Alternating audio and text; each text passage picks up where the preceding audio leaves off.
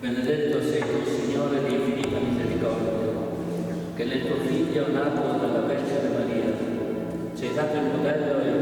il comandamento dell'amore, che fondi l'abbondanza delle tue benedizioni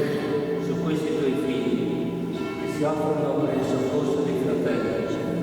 Vieni